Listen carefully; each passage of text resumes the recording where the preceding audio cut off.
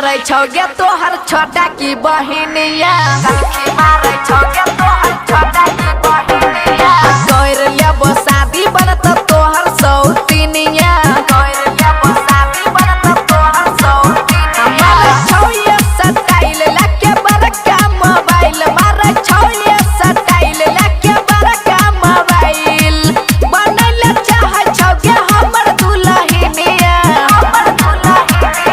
कनखी मारे छौगे तोहर छोटा की बहिनिया कनखी मारे छौगे तोहर छोटा की बहिनिया कोइर लेबो शादी बनत तोहर सौतीनिया कोइर लेबो शादी बनत तोहर सौतीनिया तोहर छोटा की बहिनिया बनत तोहर सौतीनिया DJ Sonu Motihari, singing by Avinash Raj. चांद जैसा लागे छो सूरतिया गे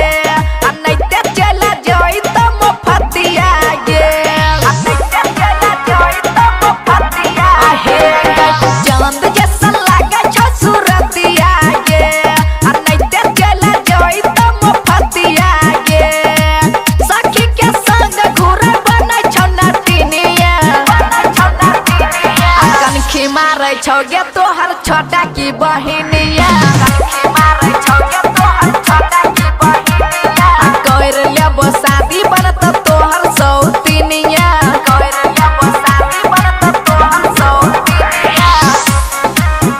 तोहर छोटा की बहिनिया